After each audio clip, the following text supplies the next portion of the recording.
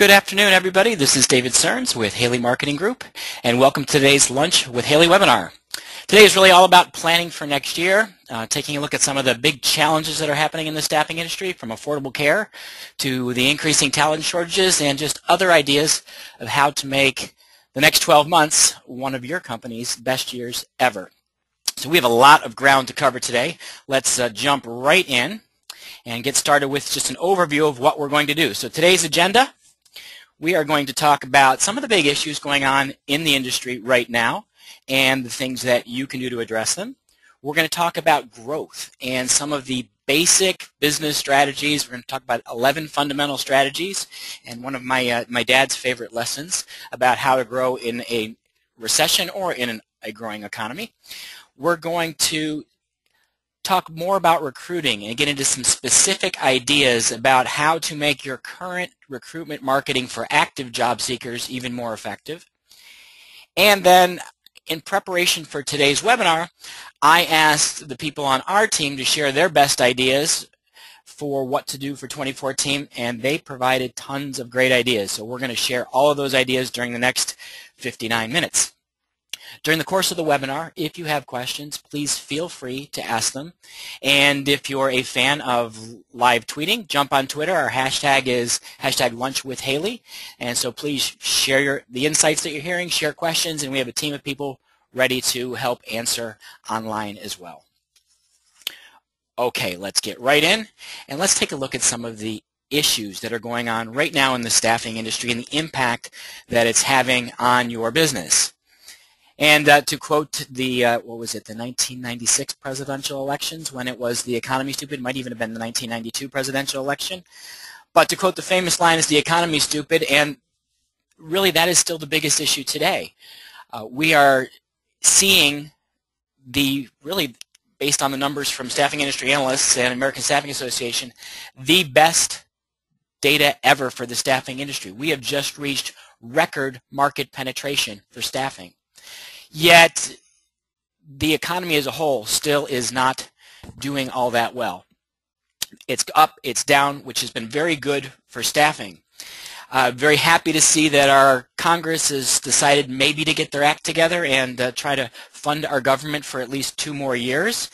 But who knows what the Fed's going to do and what they're going to do with the quantitative easing that they've been doing to try to keep the money flow stable and our interest rates extremely low. If they decide to change their policies, we could see a major impact on interest rates, and that could have a huge impact on the global economy. For those of us in the staffing industry, we would just love to see more uncertainty. Boom growth, as many of you know, is great for staffing in the short run because you see tons of use of temporary help, but in the longer term, it is not as strong for our business as uncertainty is. We like it when people have a strong demand for flexibility, and that's the value we want to keep selling in 2014.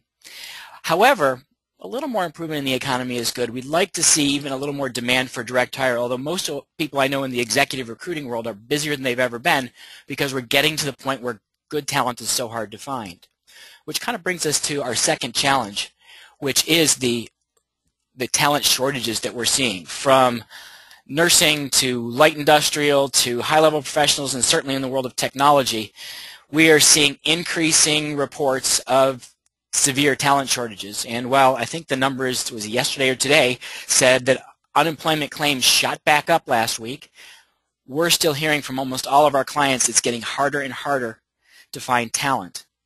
And because of the nature of the last 4 years in the industry, since the real collapse in 2009, we haven't had to be as strong of a recruiter as we had to be before that. And some of the people in our offices aren't as good at recruiting as they used to be. We're pretty much, you could rely on almost any recruiting channel and it would bring you enough talent to fill the job orders.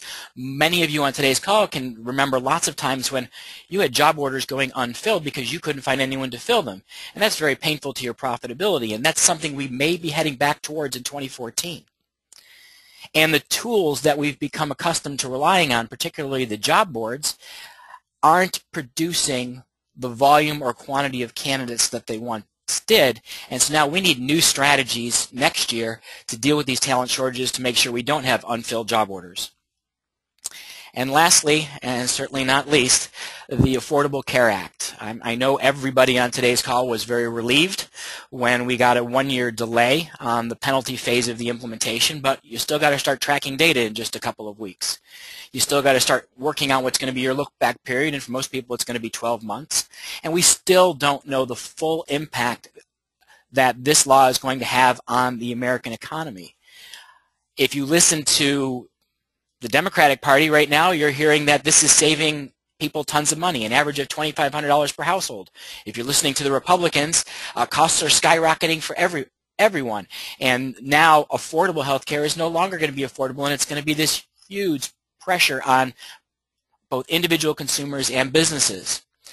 One way or the other, we're going to see an impact on the economy for all of us in the staffing world. Hopefully it'll just mean more uncertainty and not too much financial pain, but we do have to be aware of how to leverage the Affordable Care Act to our best advantage over the next 12 months.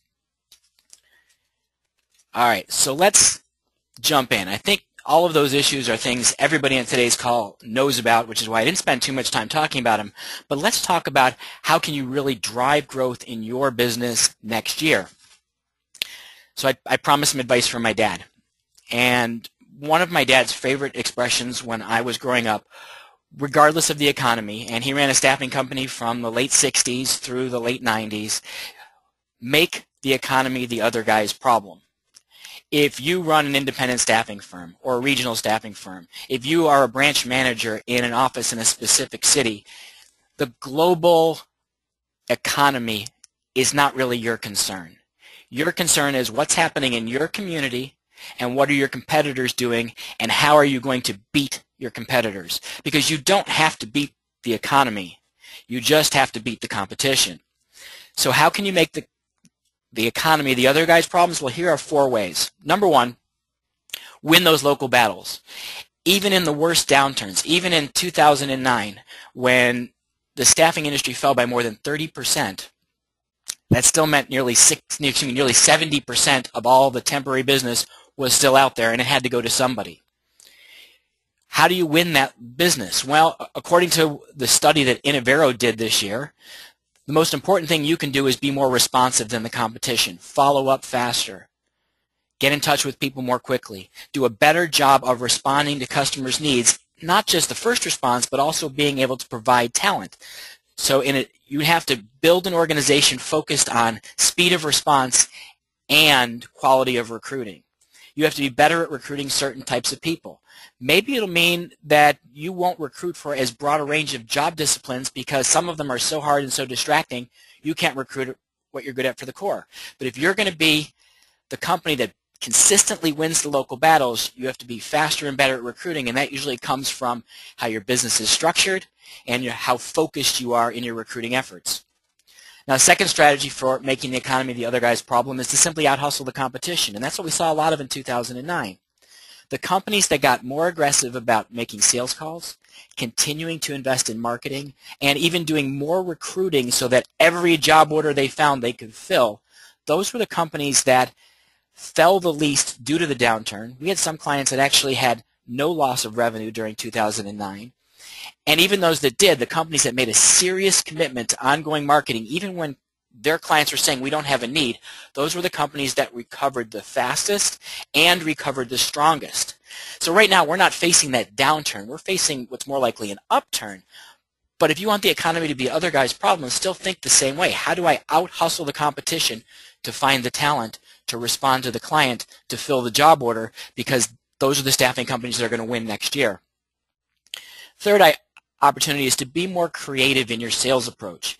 If you ask most staffing firms, how do you market your services? The answer you're going to get is we have salespeople who knock on doors or make cold calls or network or canvas on LinkedIn. There are 10,000 plus staffing firms. There are 50,000 recruiters. Almost all of them are using the same techniques for business development. And if everybody's doing the same thing, the probability of it being very effective is pretty slim. So even though you keep hearing about marketing, switching over to social media and how you should be using social media and inbound marketing, a lot of staffing companies are not being very creative in what they're doing. And this year in 2014, you're going to have to be more creative in your approach. And when we get to the recommendations from our team, we'll show you lots of ideas to help you be more creative. And lastly, defend your turf. This coming year, when business is good and candidates are more scarce, means you're going to have a harder time filling job openings. When you can't fill the job opening, you open the door to your competitor. So the best thing you can do is really deepen those client relationships. Build a stronger network of contacts in your client companies so that if you happen to have a job order you can't fill, you're not going to lose the relationship with the employer. You're not going to lose the ongoing business. So if you do those four things, winning local battles, out-hustling the competition, being different and more creative in selling, and doing a good job of strengthening your relationships, defending your turf, you will make the economy the other guy's problem, whether it goes up or down. Now, we're going to transition and talk about from a strategy 101, the kind of stuff I learned in business school, how do you grow your staffing company? And let's talk about basic strategies for organic growth. So the simple strategy number one is increase market share. Get more local companies to do business with our firm. That can be done by just being more aggressive about prospecting. That can be done by focusing on a new market segment where you're taking the same services you sell today, but maybe to a customer base, maybe a larger company, maybe smaller companies, maybe a different part of town, where you are able to grow revenues with new clients. And maybe it's just taking more business from the competition. Second organic growth strategy is to increase client share, which means getting a larger percentage of each client's business by being a more strategic partner to those clients, by doing a better job and being more proactive at account management, helping them to better plan their staffing needs so you've got the first shot at filling them. By getting them to see new ways to use temporary staffing and direct hire recruiting services in their organizations to drive their business's growth. By getting them to be more strategic and expanding the amount they spend on staffing, you can increase your client share. Some companies I know will offer incentives to either be a first call or to be an exclusive vendor. Other companies, which you're going to get to one of the more advanced strategies, will move up the value chain to manage the entire staffing function for their clients, so therefore they are able to get a larger share. Third organic growth strategy is geographic expansion. And geographic expansion can be a second office across town, or it may be pursuing another market where you may have an opportunity either because it's regionally close and you can manage it, or I've seen lots of examples of staffing companies who had key team members leave, maybe because a spouse moved to another city, and they'll build around that team member in another market. And the last idea on the list here, follow the client, is an extension of geographic expansion where you go to a new market and you set up shop in conjunction with a key client that has offices in another city. You may start by working out of their office and being their local on-site and then growing that into more of a retail business in that city. And the last one is service line extension, which can mean getting into new job disciplines or getting into new types of services. I'll talk about a couple of those in a minute, but the biggest one you're reading about frequently is the whole world of online staffing. As companies are saying, hey, if I can deliver staffing through the traditional, I send an outside salesperson out and I have a recruiter fill the job, well, how can we migrate to a model that's more like an Odesk or an Elance where it's all done on the internet, where essentially those firms have disintermediated the staffing company and allowed the employer and job seeker to directly connect with them only handling the back-end paperwork. There may be ways to look at new types of services as opposed to just looking at new disciplines to extend your services. Moving on to some other basic strategies. I've been reading, and I think the last issue of SI Review is all about mergers and acquisitions, M&A. Clearly, M&A is a fast road to growth. I participate in an organization called the Center for Entrepreneurial Leadership here in Western New York. And I was on a panel with a group of other local professionals, one of whom was an M&A consultant. And he said to his clients, he recommends consistently that the most effective way and the fastest way to grow is through strategic acquisition, finding out ways to take out a key competitor by acquiring their business, jumping into a new market or a new discipline where you don't want to build those skills from scratch, you can just buy them and add them to your business mix, or acquiring a business because it builds on either your skill set or your resources so that maybe you can take on larger accounts or a new type of client. By looking for that strategic purchase, you're able to essentially pay for the cost of the acquisition through accelerated growth in both your business and the company you acquired. It's kind of a 1 + 1 = 3, which is the same concept behind a strategic merger. A merger just means you're putting the two organizations together. This time you're not buying out the other staffing company. You are simply merging operations and looking to find synergies that enable the two organizations to be greater than the sum of their parts. So maybe because you've got complementary services and now you can go win more client share from every customer. Or maybe it gives you the resources to start doing on-site programs or MSP services. The next idea is one that was very popular in the 1990s, and it's totally dependent on the IPO market.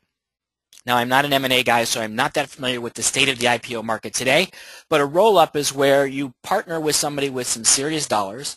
The idea being is you buy multiple staffing companies that are of usually similar disciplines, so clerical or industrial or IT, and then you build the organization up to a sufficient size where you can then take it public. Because private equity multiples are lower than public equity multiples, when you convert, there's a big cash out for everybody involved in the roll-up. But again, if the IPO market is strong, that's a great strategy. When the IPO market is weak, as it has been for most of the 2000s and even late 1990s, roll-up isn't the best M&A strategy unless it's part of a strategic acquisition or strategic merger where you're trying to build a large company and maybe then sell it to an even larger company. And the last M&A strategy is local market dominance. And this is if you're a staffing company that plays in a lot of government contracts or RFP situations where you want to be not just the primary vendor, but maybe you want to win the number 1, the number 2, and the number 3 slots when they award contracts to multiple vendors. Local market dominance means you start or buy multiple companies in the same geographic market with the aim of winning a much larger client share of companies that use multiple vendors. But you're not doing it under one brand name because those employers won't work with just one vendor. You want to own as many of the different slots as you can. And I've seen that particular strategy work very well where each of the local companies, they let the branch manager be an equity partner so that they'd have a stake in growing their businesses. Each of the branches in the local market did compete with one another, but when they went after the major accounts, they could effectively partner together to win the really big business in the community.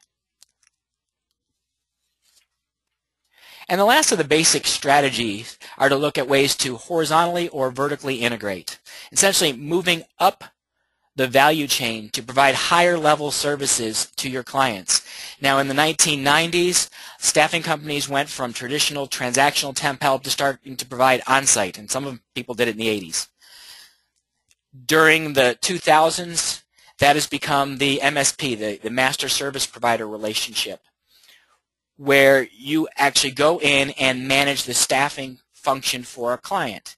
Now, for many of the people on today's call, the typical MSP buyer is a very large user of staffing, and it's not going to be feasible for a small to mid-sized staffing company to take on an MSP relationship with a large user of staffing. However, most small to mid-sized users of staffing don't have a very sophisticated staffing management process in-house, and they don't have anybody to manage it. So there may be opportunities to move up the value chain and more strategically manage staffing for your clients without having to graduate all the way to being that MSP level relationship. I know I've talked to a couple of companies who are looking at the world of VMS and saying, how can we maybe even provide better staffing management tools, a VMS-like solution to help our clients manage their staffing function, but where we can control the spending chain on behalf of our clients. We're adding more value, we're getting a larger share of their staffing, we're also able to educate them about the value of staffing, and we can go up in the value chain and earn more revenues by providing more strategic, more consultative, more partnership level services. And lastly is just look at what are other related services do your clients need that are related to hiring. That could be HR consulting, could be outplacement, could be assessment testing. This is a great time to do two things. Number one, talk to your clients and find out, all right, their business is picking up. They're busy. They're afraid to hire. Where do they need help hiring and managing talent, onboarding, retention? Where do they need help? Also to look at the world of HR technology. If you follow websites like ERE, there are new technologies written about almost every day. As a staffing company, you want to be on top of these tools. Some of them are replacements for what you do, so you need to be aware of the competitive threats. Some of them could augment your services or enhance your services and provide you with new revenue streams. One of our clients, a company called Pivot, they actually partner with staffing companies to help provide more holistic workforce management solutions to manage the entire employment life cycle. So check out pivotcompanies.com to get an idea of other things that you could be doing for your clients. Kind of to wrap up the basic strategies, I want to talk about where our clients did the best in 2009. And if you look at the companies that recovered the strongest and the fastest, this is how they did it. And even though we're kind of in the inverse of that situation, these same strategies make absolutely as much sense today as they did back then. Number one is to batten down the hatches. Just really evaluate your expenses and minimize things that are non-essential. When you get busy, there's a tendency to spend more money without paying attention to where the money is going. Staffing is such a competitive business is we can't afford to have waste, so you're looking for any way to cut the waste. You're looking to manage results and people more closely to make sure there's a positive return on investment and to cut those non-producing assets as quickly as you can. Bigger companies may look to divest, to actually dump weaker business units and put more of the resource they have into the areas that are growing faster rather than trying to shore up the weaker areas. Now, the next thing to do is be more targeted and more aggressive in marketing. That really means attacking your website, your local market more strategically. And I started to say with the first thing on the list, through your website. If your website's more than a few years old, it's out of date. You really need a website that serves as a hub for attracting people, disseminating information, and converting employers and job seekers into paying customers and placed candidates. You need to be much more aggressive about online marketing. Just one of our clients shared with me a great stat that 54% of the companies that engage in inbound and content marketing, excuse me, I got that backwards. Companies that engage in inbound and content marketing generate 54% more sales leads than companies that rely on sales alone. And to add that 54% more leads is much less expensive than just adding more salespeople. You want to be more involved in your local market so you're more visible, so people see you, think of you, trust you because of familiarity. You want to use low-pressure outbound marketing that's highly targeted. You want to pick the companies you want to do business with, and you want to go after those businesses with a specific plan of why they should work with you. And then you're going to use direct marketing, not just direct sales, but direct marketing to get their attention, integrated with the sales to get them to have a meeting and to get them to see the unique value you can bring to their business. And you want to do more local market branding, just things that keep your name in front of people as cost effectively as possible. Again, familiarity breeds trust. The more local market branding you're doing, the more familiarity you create. And lastly, some of our clients in 2009 looked at service line extensions and said the industry segment they were in was going to have a prolonged downturn, so they looked after some of the hotter sectors and industries. I looked at the last report from staffing industry analysts, and right now the segments of the staffing industry that are currently at peak are light industrial, locum tenens, engineering, marketing and creative, and education. Those are the ones right now that are at their peak levels and still growing. The ones that are really below are ones that some of them in 2009 were really hot. Clerical is below, travel nursing, per diem nursing, accounting and finance, legal and direct hire are still well below peak levels, which could mean one of two things. If the economy continues to boom, those areas are likely to pick up. If the economy continues to be uncertain, those areas are likely to remain laggards behind the ones that are strong. So if you're in these segments that are weaker, it may be time to look for a service line extension. And lastly, where should you focus your efforts next year? Number one, build a moat. In other words, make it harder for business to be taken from you. Deepen your client relationships. Get more proactive about managing workforce plans for your clients. Move up that value chain so that you're more in control of their timing and hiring needs. Build and maintain a database of the job descriptions your clients have, so when they need something, they don't have to think about creating a JO. You've already got the information for the job order. Automate the requisition process. If your staffing software facilitates it, make it easy for them to order online so they can just jump in, pick an order out of a database, and submit it to you right through your website. Tie in features like online timekeeping, billing, and reporting so they are very tied into working with you, and that the easiest possible course of action is to continue to use your services. Next thing is broaden your client roster. If you've got 2 clients today, get to 5. If you've got 100, get to 200. If you've got 500, get to 700. The more clients you have, not only do you have growth, but the less business risk you have from the loss of any one client. During the boom mid-2000s, we worked with a company down in Texas that had more than 90% of their business in 2 companies. Within 6 months' time, both those companies made major changes in staffing. They lost both clients. They could not stay in business with the loss of just 2 clients, even in a peak time in the staffing industry, because they were so focused on those big clients, they didn't put any resources into broadening their client roster. And lastly, as you've heard me say a couple times, and I'm going to repeat again, improve recruiting. For that hard-to-find talent, make sure every order you get gets filled. Enable your firm to fill orders faster. Become known as a go-to specialist for certain types of people. And I'm going to mention in a little bit of how to find those kinds of people, but the more you can be known for being able to find certain kinds of hard-to-find talent, the better it's going to be for your business. Speaking of which, let's jump over and talk about some of those strategies for recruiting. What are some of the things you can do to recruit active talent? Now, for any of the executive recruiters on today's call, I understand most of what you're doing is about finding the passive candidate, doing the hard work to find talent your clients can't find. This next little section is not for you. This is really about the staffing companies that are using their websites, that are using the job boards, that are using aggregators and attempting to use social media to attract talent.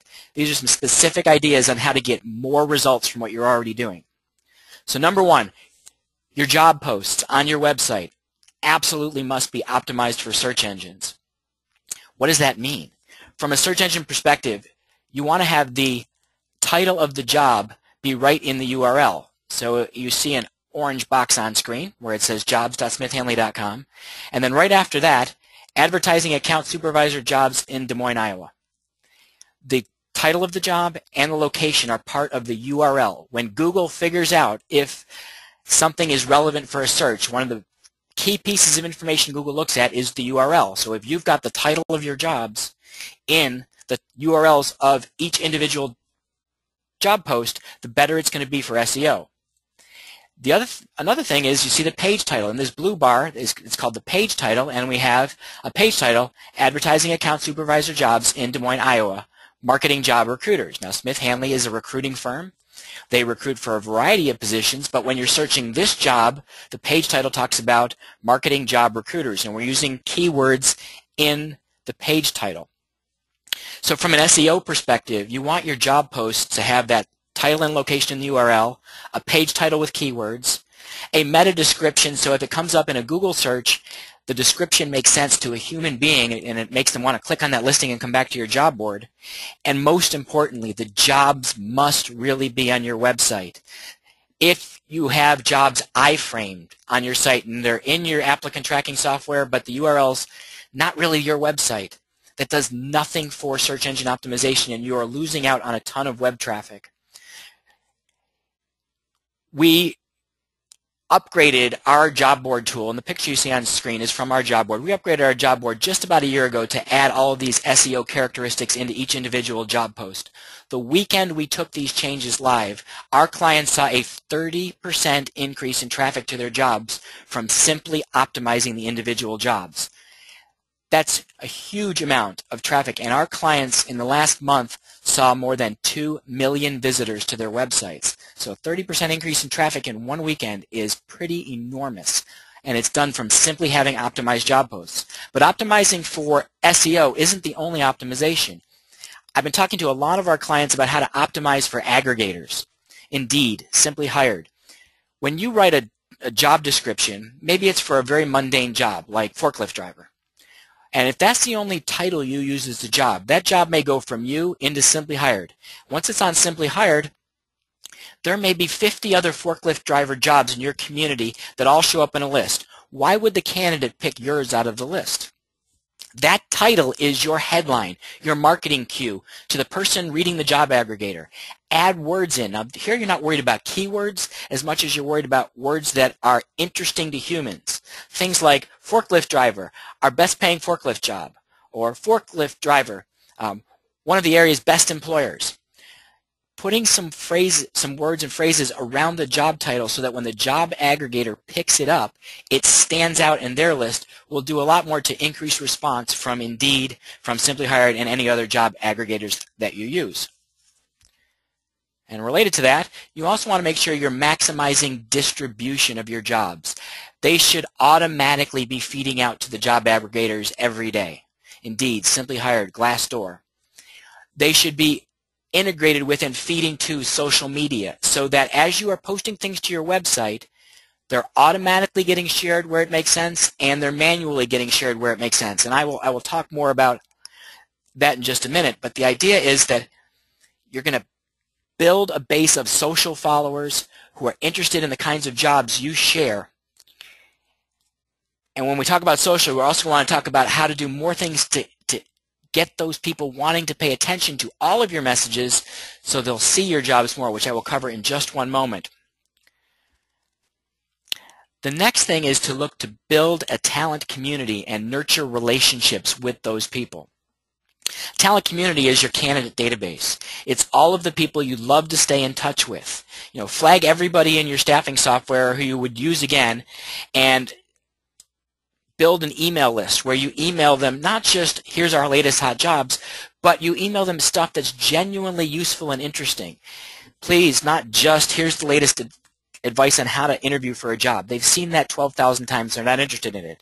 Be human.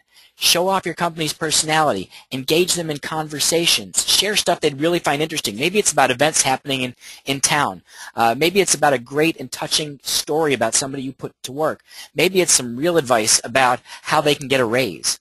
The more you share useful and interesting content with your talent community, the more they pay attention to your messages, the more they want to work for you, and the more they will refer people to you. Then when you push those job openings out to them, which can be done through both automated emails from your job board and manually through email marketing, you can be advertising those jobs and encouraging people to reactivate themselves and refer friends, and you will get a much higher response from a talent community than when you just email blast your candidate list. The key is to be selective about what you share and be relevant in the information you provide. Make sure that you offer a mobile search and apply and make it easy to use. There's been a tremendous spike in the use of staffing websites by mobile job seekers. Indeed and Simply Hired reporting more than 30% of all their traffic comes from people using mobile devices, and the majority of that is people on smartphones. Check out your website on your phone. What does your job board look like? Can you search the jobs at all? Is it usable? You want to have an interface where it's easy to search the jobs, it's easy for someone to review the jobs, and like the example you see on screen here, people can realistically apply right from a phone by clicking a button like Apply with LinkedIn or Apply with Indeed. So there's not a lot of information that they have to fill in on their phone because they're not going to type their whole resume in online when on the phone. And if you can't create a simple application process on the phone, at least create an emailing capability so they can forward the email to themselves with that job to then go apply when they get home. And lastly, in terms of social, I'm going to come back to some of the points I started to make. Maximize your social reach. Every job you have should automatically be shared every day on Twitter. You should manually and selectively share jobs on Facebook and LinkedIn and Google+. The idea is you don't want to overwhelm the people who follow you, particularly on Facebook and also on LinkedIn, with every single job. They'll get really sick of you and they will unfriend you or they will disconnect from you on LinkedIn. But if you're doing it selectively and you're sharing great content, you can get tremendous response from social media. One of our clients in Dallas, Texas, first thing was they built a very sizable following on Facebook, around 6,000 people, and now they are able to fairly effectively recruit using Facebook as a tool to share job openings and effectively selling the opportunity, not just here's a list of the requirements, and then encouraging people to apply and to refer others. But when using social media, don't make it just about jobs. Just like I mentioned before about sharing relevant content, in social it's really important that you engage your audience with stuff they find interesting. They want to see that you have a personality. They want to see that you're the kind of company they want to work for. So share information about your firm that they'll find valuable, but that they'll find interesting. I hope you'll find it interesting, but we're working today on our holiday card that's going to go to all of you. We had a very fun Ugly Sweater Day earlier this week, and we have some great pictures, and we use that to create a very fun Season's Greetings card that you'll be receiving. Why do we do that? Because we want to show off a little personality so that when you think of Haley Marketing Group, hopefully you'll think of, hey, these are kind of people that I'd hang out with, that I'd like to work with, and that I also respect for their ideas. A friend of mine who's a graduate from the Wharton School just wrote a book called The Human Brand. And in his book, he talks about two primary characteristics of successful brands, having warmth and having competence. Competence means you're good at your job, and that's what most staffing companies focus on in their sales efforts is how can I be really competent at our recruiting and at our placement and the quality candidates. But that warmth piece is just as important. And we do focus on warmth when we try to build relationships with employers. But sometimes, particularly when there's a lot of candidates looking for work, our ability to demonstrate warmth to our candidates isn't that great. And we need to work on how can we show more warmth to our candidates as well as the competence so that they trust us to help them with their job search, which will get, again, a bigger social network, more sharing, which ultimately means more jobs getting filled and jobs getting filled faster. All right, moving on to the Affordable Care Act. And I absolutely promise I will not talk about the details of the Affordable Care Act at all. ASA does a great job with that, and Staffing Industry Analyst does a great job with that, and Assurance and Essential Staff Care. They can give you tons of information about the Affordable Care Act and the impact on your business. Now I want to talk about how it impacts your sales. The idea is you want to become a go-to resource, the local expert on affordable care. I saw a stat, I think just 2 days ago, that more than 50% of employers still don't fully understand the impact of affordable care on their businesses. They're looking for someone who can help translate this changing regulation into something they know how to take action on. They're getting advice from all kinds of places. You're a staffing expert. If you bring that knowledge to them, they will trust you. They will believe what you're sharing, and they will really appreciate that you can help them solve a problem. Even though you're not selling them staffing services, you're positioning yourself as someone who really understands staffing and employment issues. Go to the websites of the experts, get their information, partner with them, ask to use their information, and then turn it into handouts or emails or links that you share on social media. Translate what you know about affordable care into the information your clients really need to know. Provide them with more resources. The more you share useful information that helps others, the more they want to turn around and help you by doing business with you. This comes to a core philosophy we've had at Haley Marketing Group since we started in 1996. The relationship with a client is much like a bank account.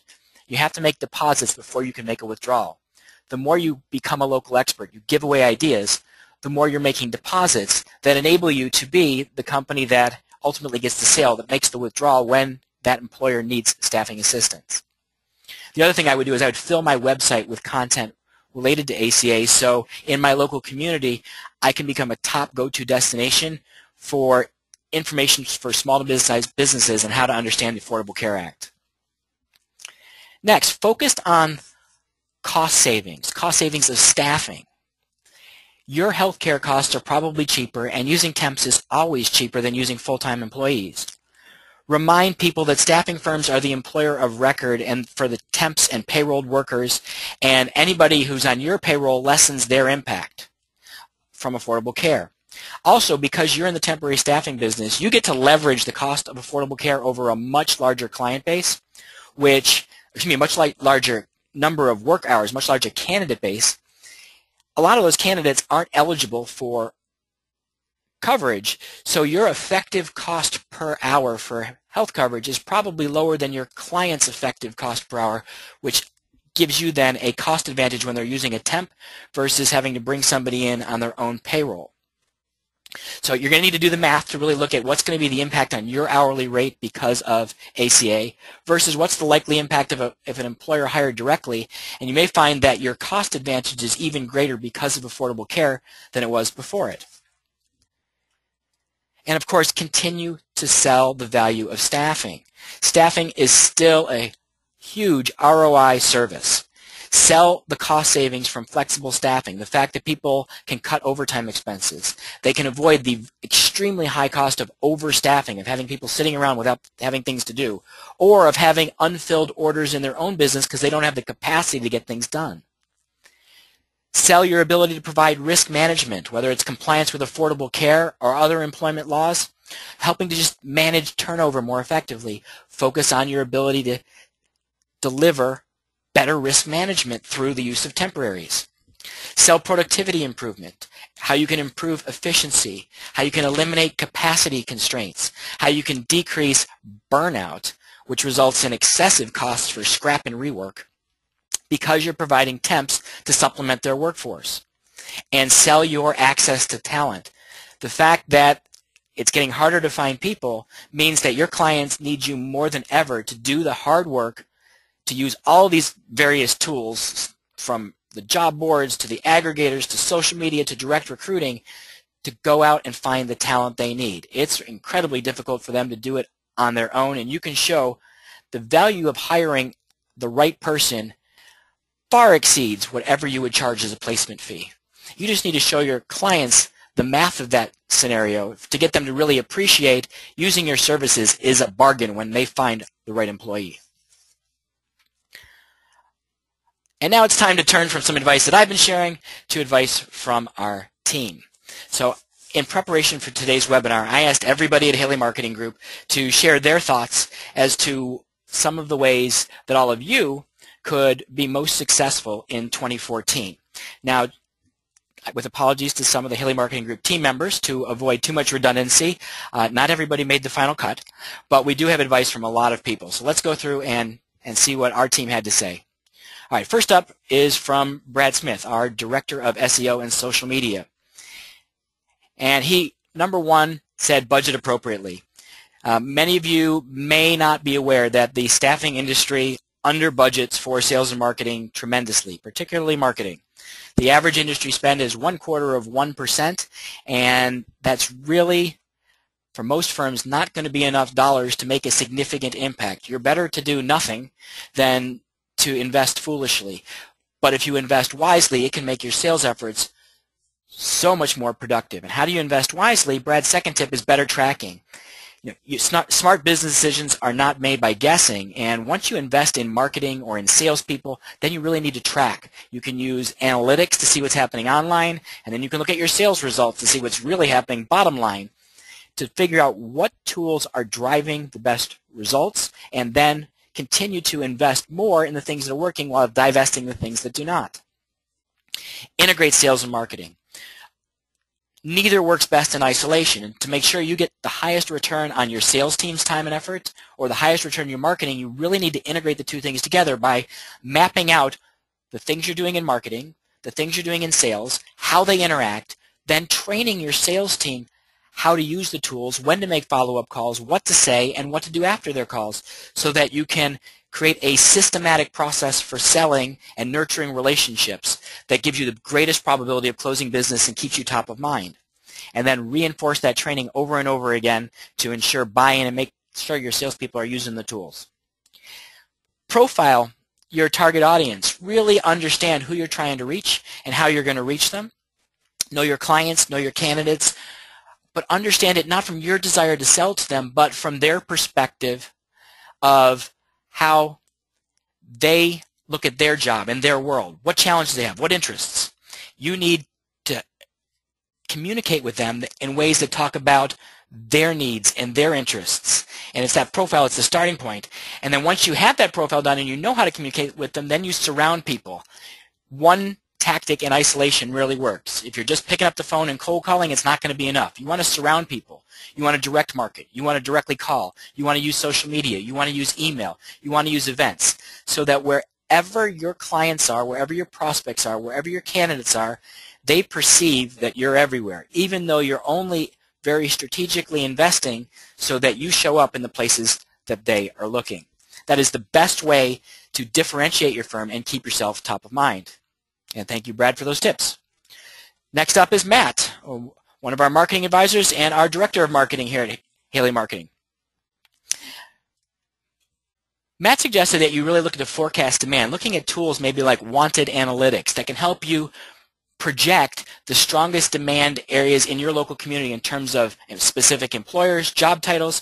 The more you can know what's going to happen in terms of hiring, the more you can plan for it by developing a proactive recruiting plan to engage in-demand talent, and then as you bring those people in, then turn around and skill market them back to employers to build your client base. Likewise, Matt's recommendation was to focus. Identify the areas that are most important for 2014. Pick 3 to 5 objectives, no more than that you can really concentrate your resources on. If you spread yourself too thin over too many objectives, they won't get done. The more targeted you are, the more you're going to succeed. And like Brad said, you also need to make sure that you have realistic budgets to accomplish those goals. From Linda. Linda is one of our creative designers, and her first recommendation was to proactively differentiate, to determine what really sets you apart. A lot of staffing companies will say it's our service, it's our responsiveness, it's the quality of the candidates. Well, get out and talk to your clients. See the specific aspects of your service, your candidates that they appreciate. What really does make you different? Once you've determined those things, communicate with people with a clear and consistent marketing plan, and communicate your message across multiple platforms. And just like Brad said about surrounding people, Linda's reinforcing that your differentiation has to surround people with a very consistent message.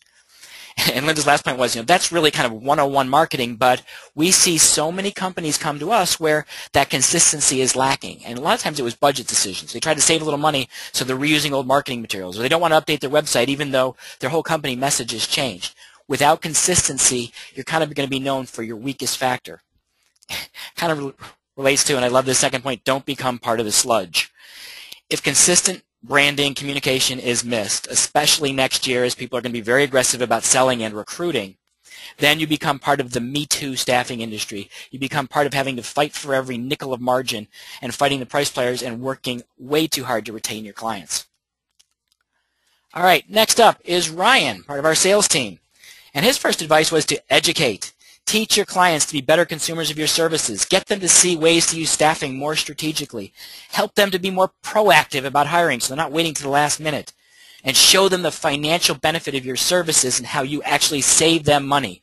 A lot of companies think staffing is a luxury. You know it's an essential business tool. And we often think, gee, our clients know everything about staffing. But most buyers of staffing that we run across, their perception is that staffing is very expensive, more costly than other things that they are doing, and that the quality is often not there. You need to really educate them about the fact that, no, you can deliver greater quality, here's how, and you can deliver incredible value and demonstrate the return on that investment. And supporting what Linda said, Ryan talked about creating an organizational voice. You have to market yourself consistently and effectively through all channels, web, social media, email, direct. But the real thing is taking it to your sales team, taking it to your service team. If you don't have a go-to-market strategy where they're brought in and they understand the organizational voice, you're going to have this disconnect between your marketing and your sales message. I've seen it as bad as the people on the front lines who answer the phones have no idea what the company's marketing message is, no idea what the positioning is, and therefore they're not handling clients the right way because they don't know how to treat them based on the corporate mission, vision, values, and positioning.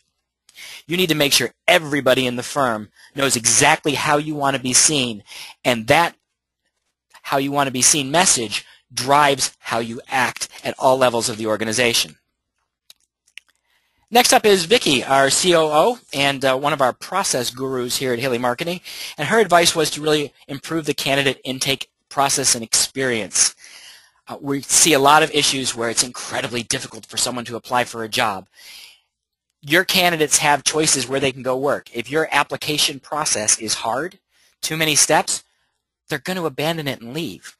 I know a lot of staffing software requires lengthy forms to be filled out in order to get into the system. Well, instead of making that step 1, make that step 2. Instead, maybe just to have them submit a resume in response to a job, and then if you're interested, email them the link to the full application. You have to make the process easy for the candidate. You have to make sure that the process you're using today is still correct for your own systems. You have to make sure that process is optimized for mobile. And then you also want to make sure there are elements, and she used a term that we're very fond of here, share-worthy service that's so good people want to tell others about it. Are there elements of share-worthy service built into your communication points with your clients and candidates? If you look at why candidates complain about staffing, the #1 complaint is lack of communication from my recruiter. So you want to look at that whole intake, onboarding, and candidate experience management process and say, how do we make the experience, the communication, the service so good our candidates have to tell their friends about it, because that will drive more referrals. Next up is Maggie, one of our social media marketing advisors, and her advice was to budget more for content marketing. Now, the reason that Maggie had this advice is that the statistic I gave earlier, B2B companies that invest in content marketing generate 54% more leads than those that don't. It's simple. If you provide useful content to people that they find interesting and relevant, more people are going to come to you, more people are going to want to talk to you, more people are going to do business with you. Many of you may have seen Jennifer Lambert from Terra Staffing do a webinar for us last summer called Making It Rain. And if you haven't seen it, there's a great recording available on our website. But Jennifer talks about how nearly half of their new business comes from inbound lead generation, and it's content marketing that drives that. And it is less expensive to use content to drive more people to your sales team than it is to hire another salesperson. Staffing firms that invest in blogging see an average increase in web traffic of more than 250%. When it comes to selling your services, Maggie had a great point here, you're not competing just for the sales. You're really competing for people's time, attention, and trust. Great content is the key to getting their time, attention, and building trust. And from Kelly, who is one of our project managers, and very appropriate for project management, have a plan. There are so many staffing firms that have no annual marketing plan. What do you want to accomplish next year? What are your business goals, and how will you create a marketing plan to support those goals?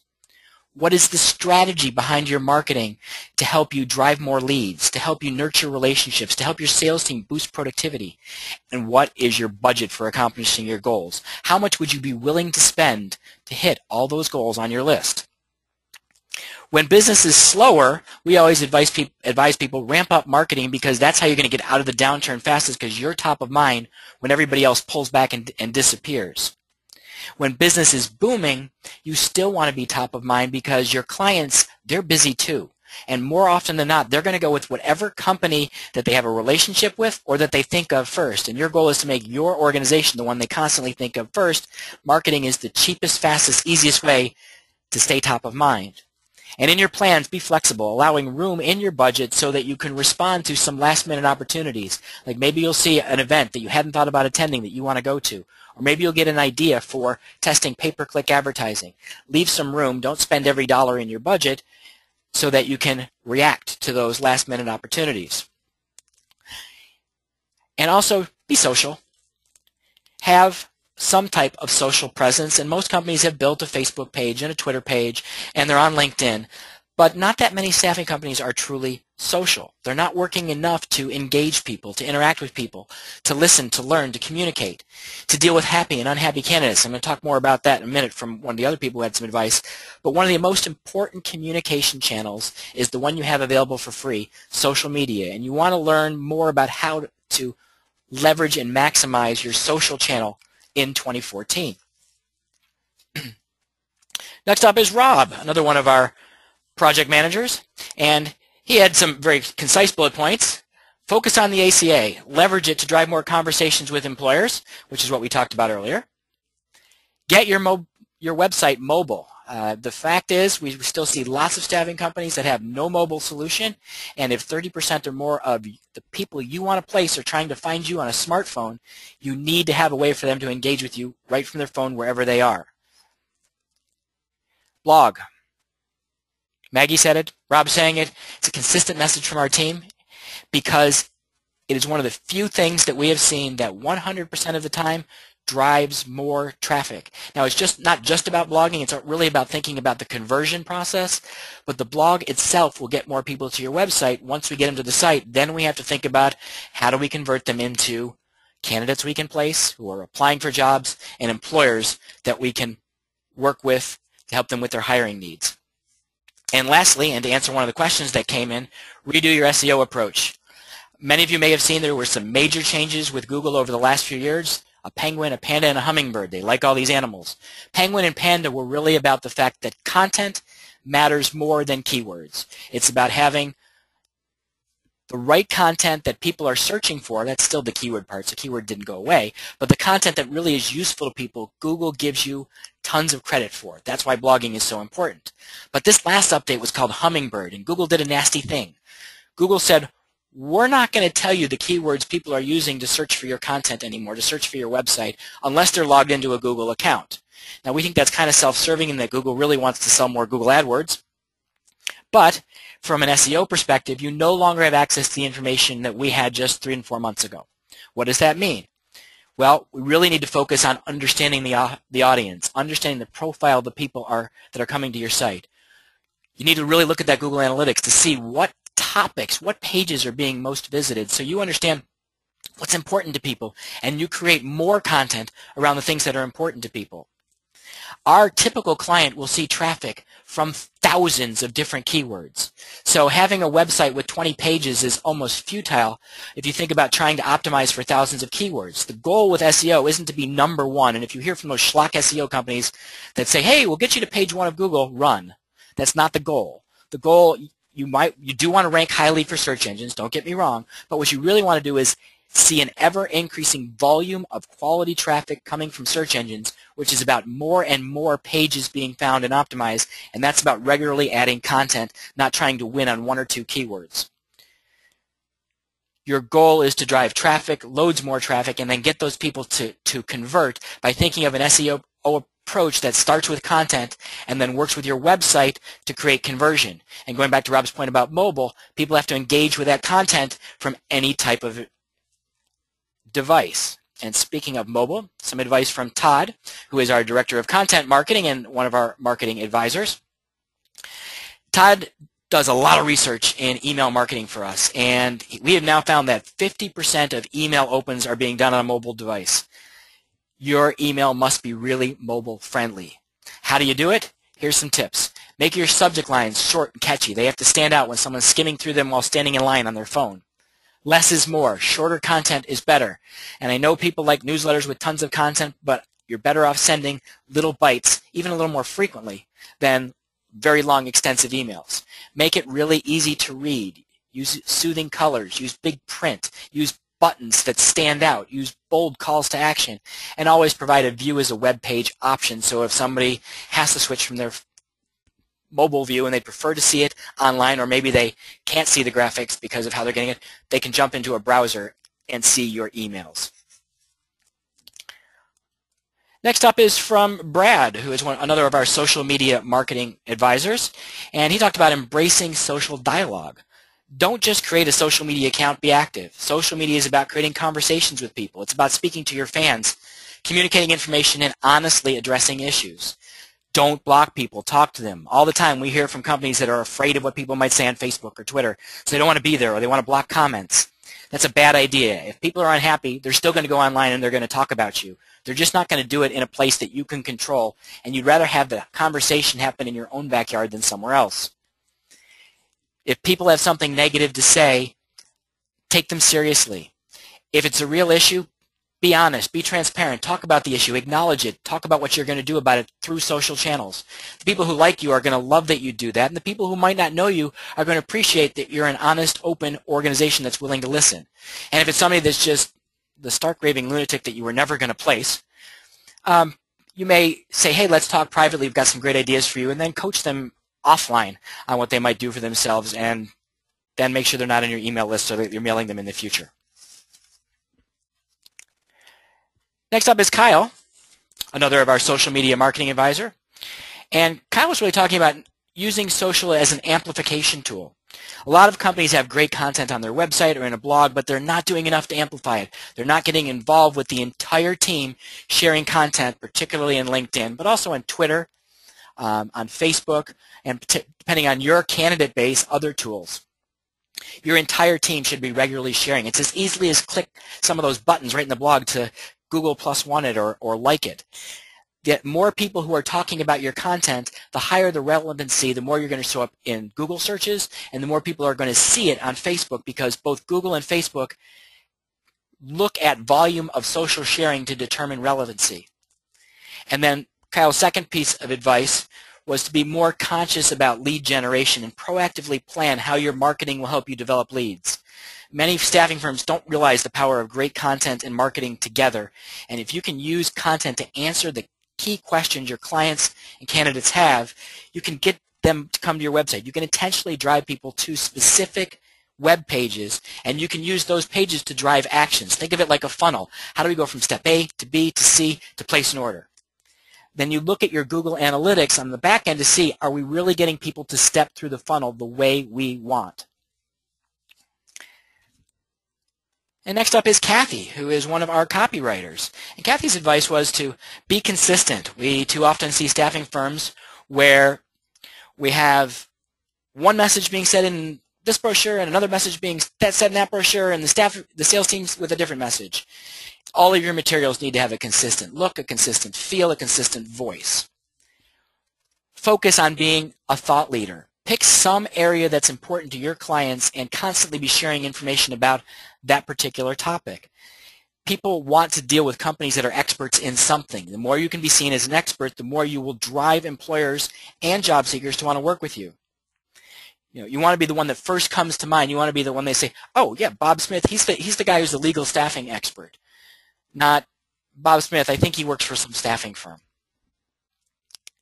And lastly, be concise, be mobile, be everywhere. People are busy. Keep what you send short. Make your website easy to navigate for busy people. But give them something of value in return for their time. Make sure they can find you on the fly wherever they are. And that means make sure that also have clear calls to action, clear use of facts, and easy to share information. And from Jenny, who is a social media marketing advisor and our in-house pay-per-click advertising expert. Embrace social proactively. Blogging for specific markets, specific areas. Think about SEO and blogging tied together in terms of your goals. Think about social and blogging and SEO all in conjunction with one another. How do we own certain things in our local market or our industry? Be using Google Places and Google Plus to make sure that you are really sharing content with the right audience and optimizing your site for your local market. And also be monitoring your reputation on all the social sharing sites so that you know when something is said about you. If someone complains on Yelp, you're going to get a notification. You're going to be able to deal with it. If they're on Facebook complaining, the same thing. You know what's going on and you can respond. And Jenny's recommendation is to look at adding pay-per-click advertising to your marketing mix. You can use remarketing, which is a type of pay-per-click advertising where your ads literally follow people who have been to your website as they travel around other sites on the internet. You're constantly in front of them with remarketing. You can use traditional search PPC so that when someone is doing a Google search for a staffing company in your town or a specific type of job, you can be advertising to that person right at the top of the page. And then also social PPC on LinkedIn and Facebook to specifically go after very targeted demographics. Facebook, one of the things we love to do is you may have a giant candidate list that you can't send emails to because you don't have permission from everybody. Well, on Facebook, you can upload that candidate list and you can only target with your sponsored posts, your sponsored status updates, only target those people who are on your email list. So you're going after a very tight audience. We've just done this with a company in IT staffing. They couldn't email their huge list of 70,000 former contractors because they didn't have permission. But we found nearly 20,000 of them on Facebook, and now we're engaging with tens of thousands of people every month on Facebook when we couldn't reach them through any other channel. LinkedIn's another great tool because if you're doing highly targeted marketing, you can go after specific companies and people with your pay-per-click advertising. And if you want to know more about PPC, give us a call. We'll be happy to explain more about all of these different ways to use PPC in more detail. I think we're also going to be doing a webinar on this next year.